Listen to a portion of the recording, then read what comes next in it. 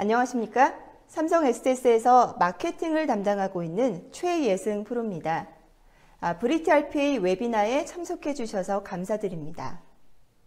AI 기술의 발전과 코로나 상황으로 사업 환경에 변화를 맞이한 기업들은 다양한 IT 기술을 활용해서 기업 경쟁력을 확보하고 있습니다. 이러한 디지털 트랜스포메이션을 위한 핵심 솔루션으로 RPA가 각광받고 있는데요. RPA는 이미 다양한 업종에서 사람을 대신해 단순 반복적인 업무를 수행하고 있습니다. 또한 인공지능과 OCR 등의 코그니티브 기술과 결합해서 스스로 판단하고 또 자율적으로 업무 수행이 가능한 수준으로 그 적용 범위가 확대되고 있는데요. 삼성 SDS는 다양한 업종의 적용 사례를 올쇼TV를 통해서 소개해드렸습니다. 이번에는 리테일 유통 업무에서 RPA를 도입할 때 고려해야 할 항목과 또 적용 사례에 대해서 말씀해 주시겠습니다. 브리티 RPA의 주요 파트너사 PM으로서 다양한 업종에서 RPA 구축을 수행하신 붙들정보시스템 마창선 과장님 나와 계십니다. 안녕하세요. 네, 안녕하세요. 네, 이 국내 소매 유통에서 적용된 RPA 사례도 많이들 궁금해하실 것 같은데요. 좋은 말씀 부탁드립니다. 네, 안녕하십니까?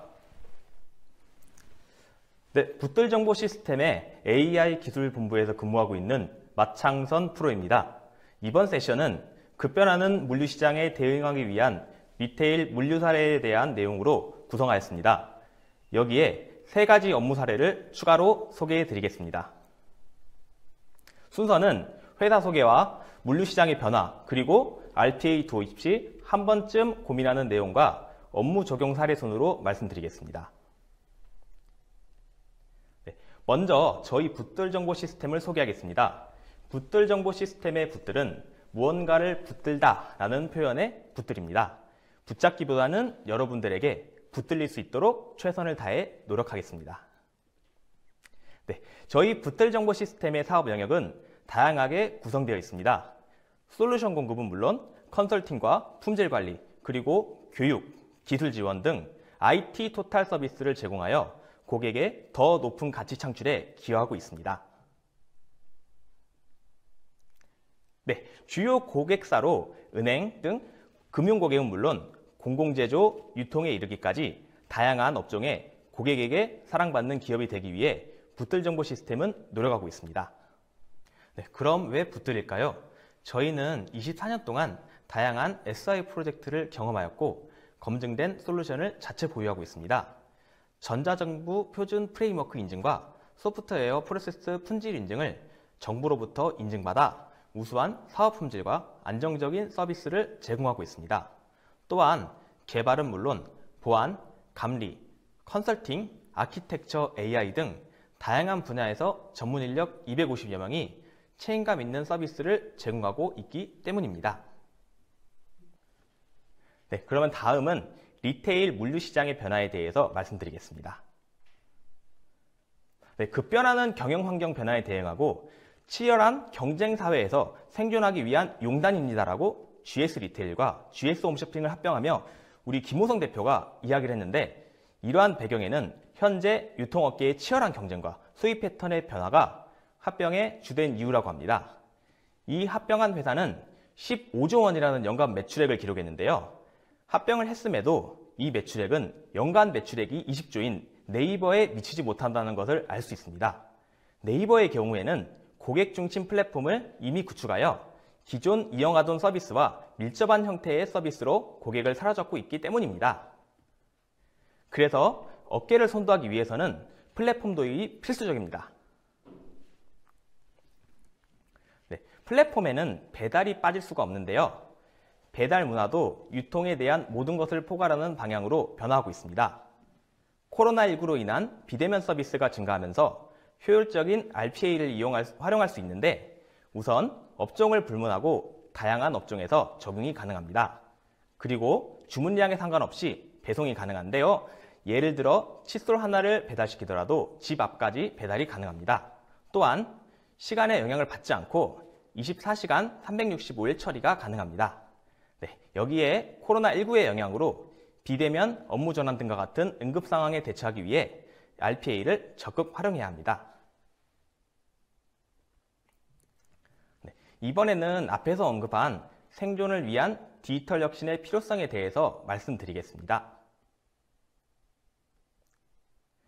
RPA 최근 트렌드는 업무 발굴에서부터 운영, 폐기까지 전 과정을 관리하는 포털 도입 사례가 늘고 있으며 챗봇과 AI, OCR을 활용한 업무 자동화 사례 또한 늘어나고 있습니다. 그리고 코로나로 인한 급격한 환경 변화에 대응하는 도구로도 활용되고 있으며 여러 시스템 간 인터페이스 역할 또한 훌륭히 수행하고 콜센터, 후처리 업무에도 RPA가 활용되고 있습니다.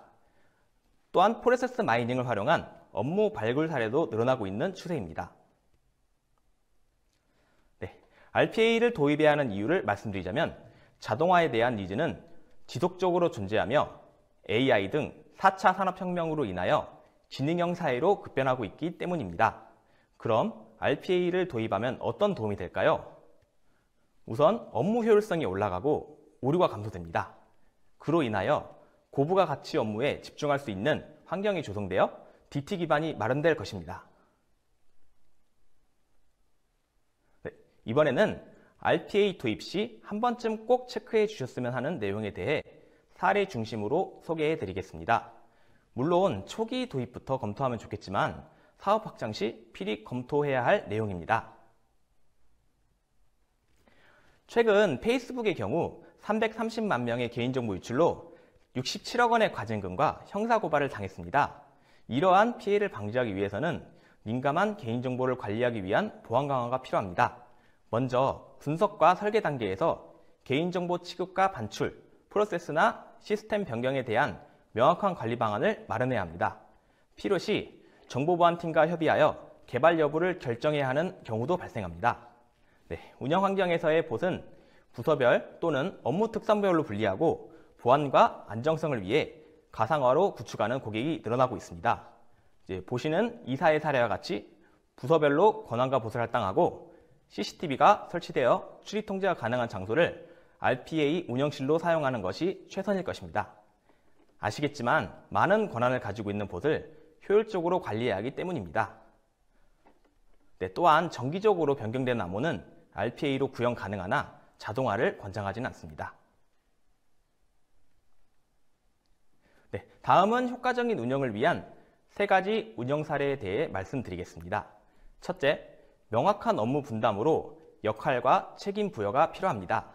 사전에 봇을 점검한다면 오류 발생을 최소화할 수 있고 오류가 발생하더라도 신속한 대응이 가능할 것입니다. 책임이 명확하면 후속 조치는 물론 선제적 대응이 가능하기 때문입니다. 참고로 업무 시스템 헬스 체크를 RPA로 자동화하면 효과적인 운영에 도움이 될 것입니다. 두 번째로는 RPA를 운영함에 있어 프로세스 정의선은 매우 중요합니다. 업무 표준화와 이력 관리도 중요하지만 유지 보수를 위해 절대적인 문서이기 때문입니다. 운영 중 변경된 프로세스는 필히 정의서에 반영되어야 합니다. 개발자와 운영자 그리고 업무 담당자 모두에게 최신화된 프로세스 정의서만이 의미가 있기 때문입니다. 세 번째, 운영 효율화 방안입니다. RPA에서는 운영의 중요성을 반복적으로 강조해도 부족함이 없습니다. 기존 시스템 환경에서 작동하는 RPA는 변화 관리가 함께 이루어져야 하기 때문입니다. 지금 보시는 예시화면은 업무 시스템 개발자와 RPA 운영자 간 소통을 위한 방안 중 하나입니다. 분석과 설계 과정에서 파악된 업무 화면에 RPA가 사용하고 있음을 표시하고 해당 화면이 변경될 경우에 RPA 운영자에게 통보하는 절차를 신설합니다. 이는 RPA 운영자가 신속한 변화 관리에 대응할 수 있도록 하는 매우 중요한 방법입니다. 주요 사례를 설명하기 앞서 업무 발굴을 위한 이해를 돕기 위해 간단한 사례를 설명해 드리겠습니다. 여러분들이 대중교통을 이용하여 출근하는 방법을 보시는 이 4가지 방법이 있다는 가정하에 예시로 활용해 보겠습니다. 집에서 사무실까지 마을버스와 걷는 방법이 있고 환승 시 버스와 지하철을 이용하는 방법 중 총 4가지 있습니다. 본 사례를 RPA로 자동화한다면 다음과 같은 알고리즘으로 나타낼 수 있는데 명확한 규칙을 판단 근거로 활용 시 출근 방법 4가지는 하나의 업무 프로세스로 통합할 수 있습니다. 추가적으로 여기에는 교통 혼잡, 대기 인원 등과 같은 변수가 있을 수 있기 때문에 규칙, 판단 근거에 포함되어야 하겠습니다. 네, 규칙은 업무 개발에 꼭 중요한 부분이기 때문에 현업 담당자들이 꼭 개발자들에게 전달해 주셔야 합니다. 자, 이번에는 저희가 개발한 고객사의 주요 업무 사례에 대해서 말씀드리겠습니다. 네, 본 업무는 수입 자동차 회사의 탁송 업무를 위탁받아 수행하는 업체의 탁송 업무를 자동화한 사례입니다. 수시로 발생되고 실시간으로 처리해야 하는 자동차 탁송 업무를 제조사, 내부 시스템, 로지 시스템 이 세 개의 시스템에서 진행 상황을 반복 등록해야 하는 업무입니다. 이 세 개의 시스템은 서로 연동이 되어 있지 않기 때문에 RPA 업무로 적합한 사례입니다. 그러면 업무 절차에 대해서 설명드리겠습니다. 제조사에서 배송 조회를 하여 조회된 건을 내부 시스템에 등록합니다. 그리고 로지 시스템에 접속하여 배송 등록을 하면 기사 조회가 가능한데 이 정보를 내부 시스템과 제조사에 등록합니다. 다시 로지 시스템에서 배송 완료가 된 건을 체크하여 내부 시스템과 제조사에 상태 변경을 하고 정산 요청을 하는 업무입니다. 네, 이 업무를 도입함으로 인해 연 780시간을 절감할 수 있었으며 담당자는 업무를 신속하게 처리하는 것은 물론 본연의 업무에 집중할 수 있는 환경이 조성되었습니다. 네, 이번 업무 사례는 유통을 기반한 제휴몰 정산 업무 사례입니다.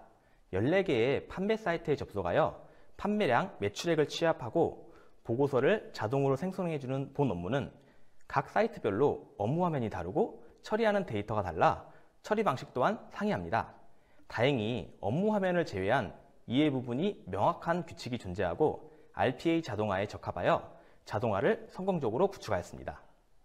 네, 업무 절차를 간단히 설명드리자면 메일로 담당자가 요청한 엑셀 파일을 다운받아 판매 사이트를 추출하여 조회하는 업무로 각 사이트별로 요구하는 데이터를 추출하여 한 개의 보고서로 작성하여 담당자에게 이메일을 발송합니다.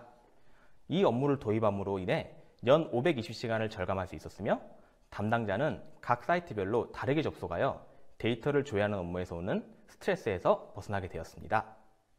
네, 이번 업무 사례는 신규 품목 및 가격 정보를 취합하는 유통 업무입니다. 이 업무는 브리티 RPA의 강점 중 하나인 엑셀 라이브러리 활용을 보여주는 좋은 예시입니다. 업무에 대해 설명드리자면 시스템에서 오늘자 데이터를 다운받아 전일자 데이터와 비교를 합니다. 비교를 해서 신규 데이터를 추출하고 신규 데이터에 대한 판매 기준가와 실사입가를 작성하여 결과 파일을 담당자에게 전송하는 업무입니다. 브리티 RPA에서는 53개의 엑셀 전용 라이브러리를 지원하여 사용 가능한 엑셀 기능이 많이 있습니다. 특히 VLOOKUP과 같은 복잡한 엑셀 함수의 빠른 처리가 가능하기 때문에 위와 같은 업무는 RPA로 구현하기 가장 적합하다고 할 수 있겠습니다. 이 업무를 도입함으로 인해 연 260시간을 절약할 수 있었으며 다건의 데이터를 정확하게 처리하여 업무 만족도가 향상되었습니다. 네, 마지막으로 조금 전 설명드렸던 신규 품목 및 가격 정보 취합 유통 업무의 실제 시연 영상을 보여드리고 발표를 끝마치도록 하겠습니다. 네, 전일 대비 신규 품목 및 가격 정보 취합 업무입니다. 네, 우선은 업무 코드 기준으로 개연 정보를 갖고 옵니다. 네, 그리고 IGMS 사이트에 로그인을 하겠고요. 네, 상품 메뉴로 이동해서 엑셀 데이터를 조회해서 다운로드 받습니다. 네, 전일자 데이터와 비교하는 작업이고요. 네, 3개의 엑셀 파일을 만들어서 다음과 같이 새로운 시트에 전일 데이터를 붙여놓고 비교하며 편집을 하게 되겠습니다. 네, VLOOKUP 함수를 이용해서 편집을 하게 되겠고요.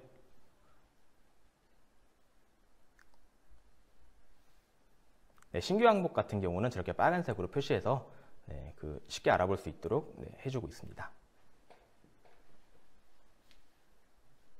네, 새로운 시트에 이렇게 전일 데이터를 붙여서 편집을 하고 똑같은 방법을 3개의 파일이기 때문에 똑같은 방법을 3번 반복하겠습니다. 네, 0이 아닌 검증값은 저렇게 빨간색으로 변경을 해주고요. 다른 값이기 때문에